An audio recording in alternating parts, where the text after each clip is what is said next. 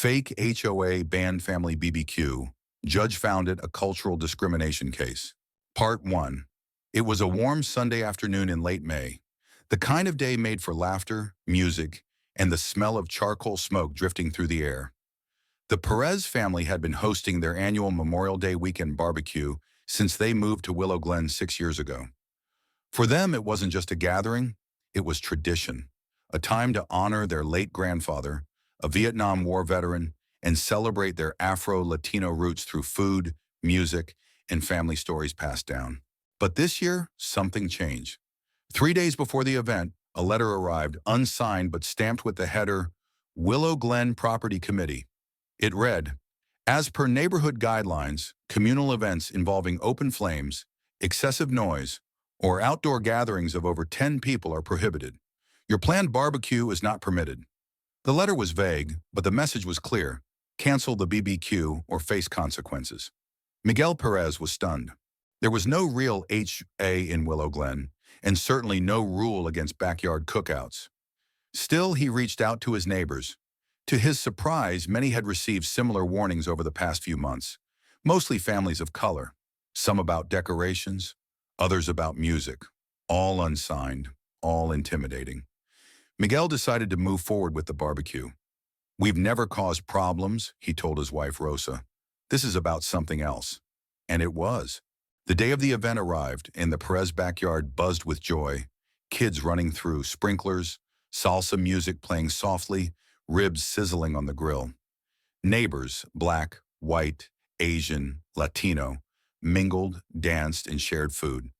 For a moment, it felt like America was everything it claimed to be, until the cops showed up. 2 squad cars pulled up just before sunset. One officer approached with a printed complaint in hand, claiming a violation of neighborhood regulations. "We were told this is an unauthorized gathering," the officer said, his voice hesitant. Miguel stepped forward. "Who told you that? There's no official HOA. We've been doing this for 6 years. There's no rule against it." That's when she appeared. Karen Whitfield, a 58-year-old white woman from across the cul-de-sac, stood on her porch with arms crossed and a phone in her hand. "It's about order," she said loudly. "This neighborhood has standards. We can't have those kinds of parties disrupting everything." The phrase hit the crowd like a slap. One of the neighbors, Marcia, a retired teacher, turned. "Those kinds? What do you mean by that, Karen?" Karen didn't flinch. "You know exactly what I mean. Loud music, strange food smells, people parking on the street. This isn't the Bronx." Miguel's teenage daughter started recording. The camera caught everything. Karen's words, the officer's uncomfortable glances, the stunned silence that fell across the yard. The video went viral by morning. 2.7 million views. Thousands of comments. "Racist HOA? No thanks." This family was celebrating their culture and honoring a vet. This is America. Karen tried to police joy, but exposed her prejudice. It wasn't long before the truth unraveled. The so-called Willow Glen Property Committee was fake.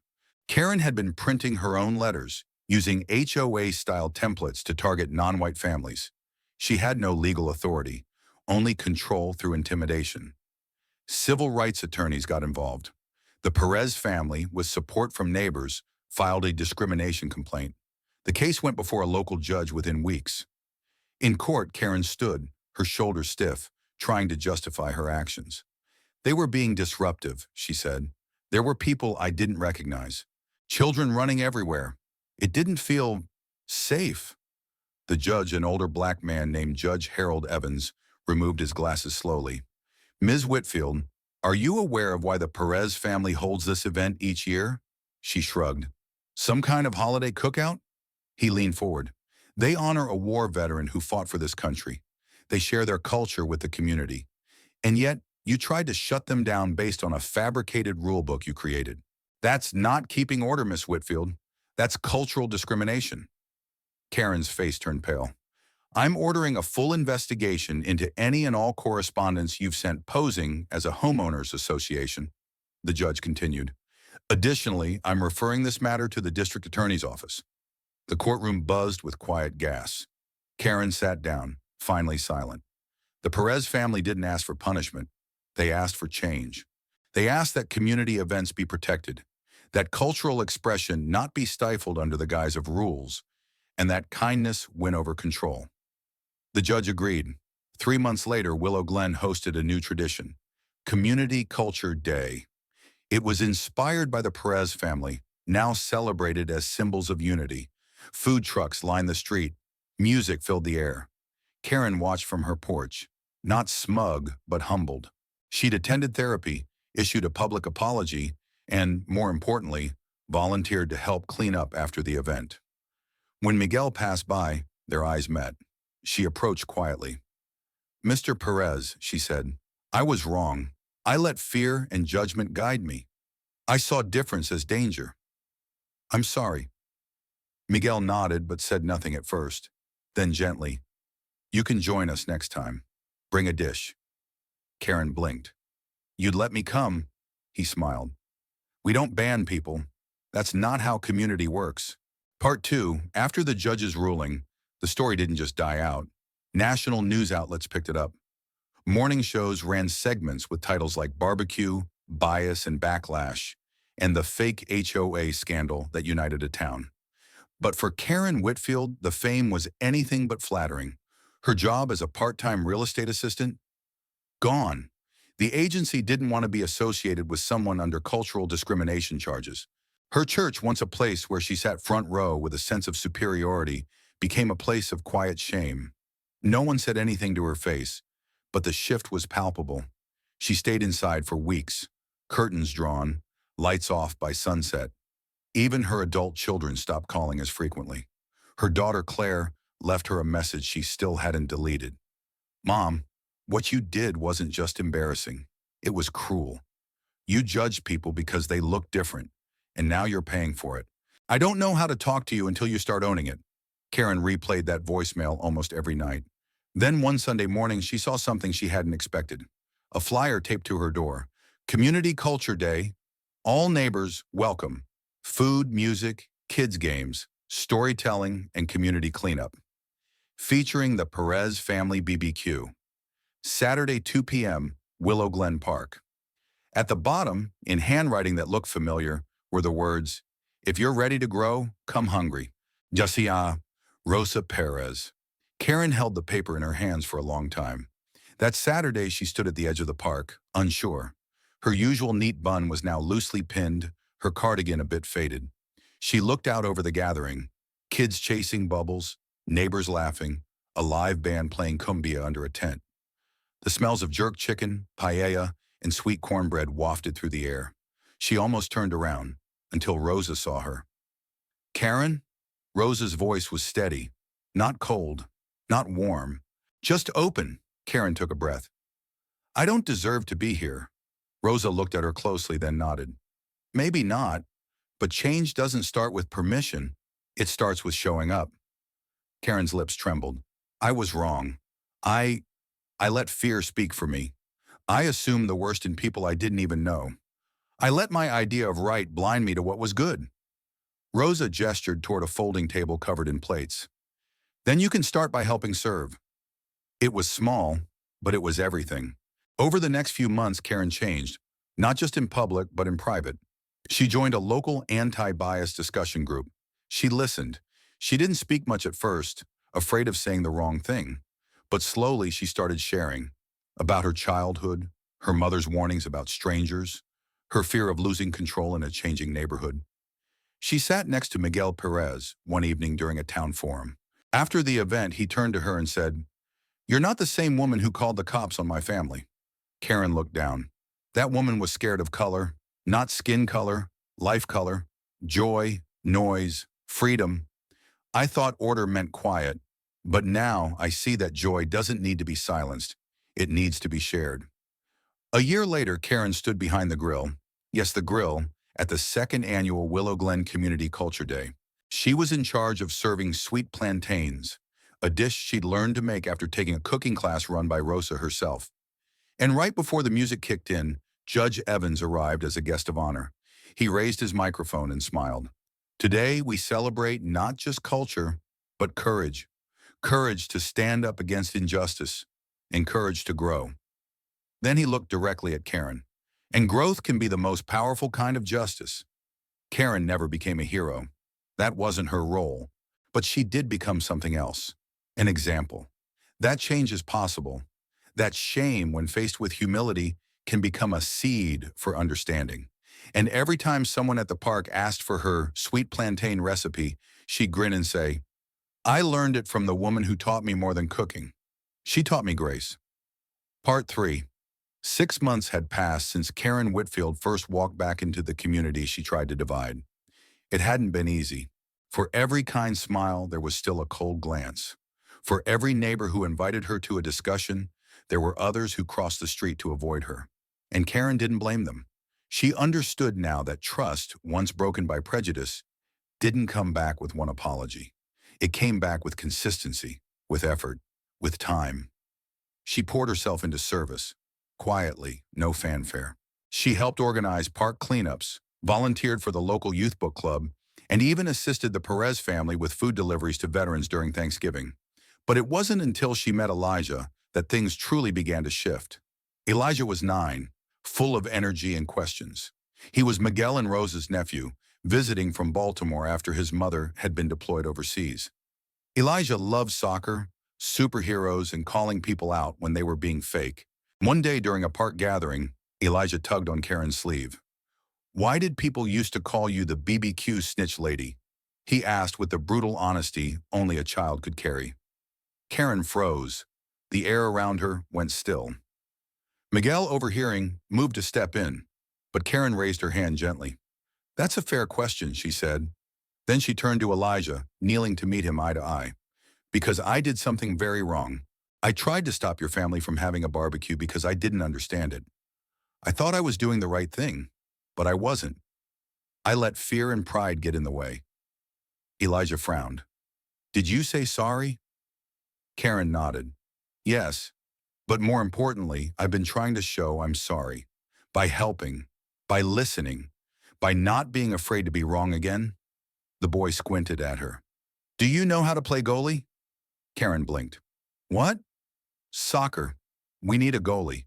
You look tall enough." Miguel burst into laughter. Karen looked at her cardigan and slacks, then shrugged. "You know what? Why not?" That moment was the turning point. Word spread. Karen, the Karen, played goalie in a kids' soccer game and took a tumble trying to block a 10-year-old's penalty shot. Everyone laughed, including her. She became less of a symbol and more of a person. The town council later approached Karen and Rosa with an idea: to co-chair the new Willow Glen Cultural Inclusion Board, tasked with ensuring no resident would face harassment or exclusion again, whether by fake rules, implicit bias, or outdated mindsets. Rosa was hesitant at first. "Are you sure you're ready for this?" she asked. Karen didn't answer right away. She looked out the window of Rosa's kitchen, watching kids of all backgrounds playing together in the park across the street. "No," she admitted softly. "But I wasn't ready to be a racist either. That didn't stop me. So this time, I'll walk in scared, but I'll walk in right." The board's first act was simple but powerful. They wrote a community charter, not legalese, not fine print, just 10 promises. We see each other. We hear each other. We welcome traditions, cultures, and stories. We believe difference is not danger. We will not weaponize fear. We will question our bias, even in silence. We will call each other in, not just out. We will protect each other's dignity. We will grow together. We will always leave space at the table. Every household received a copy, printed on thick parchment, with space to sign. By the end of the month, 93% of the neighborhood had signed. 1 year to the day since the infamous barbecue incident, the Perez family once again lit up their backyard grill. But this time, something was different.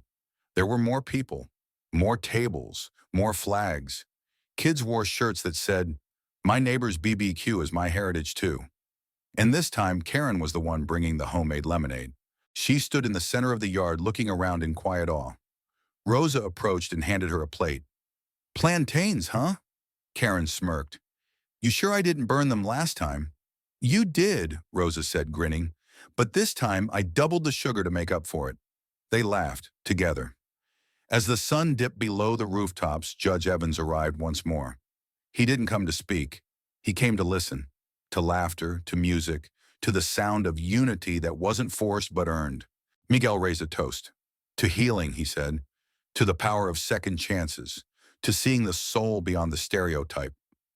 Karen clinked her glass with his, and when Elijah ran up again, tugging her hand and asking, "Can you be goalie again?" She didn't hesitate. "I'll try," she said, "but only if you go easy on me this time." Part 4. It started with one barbecue, one confrontation, and one woman's fall from pride. Now it was national news again, but this time for all the right reasons. A short documentary titled "The Grill That Changed the Town" premiered on a grassroots streaming platform and quickly picked up steam. It featured real footage, the confrontation with police, the viral moment Karen called the cookout, those kinds of parties, the heartfelt apology, and, perhaps most touching of all, a shaky phone video of Karen defending the same barbecue a year later when an outsider tried to call it chaotic. "This is order," Karen had said in the clip. "It's the order that comes from community, from belonging, from joy."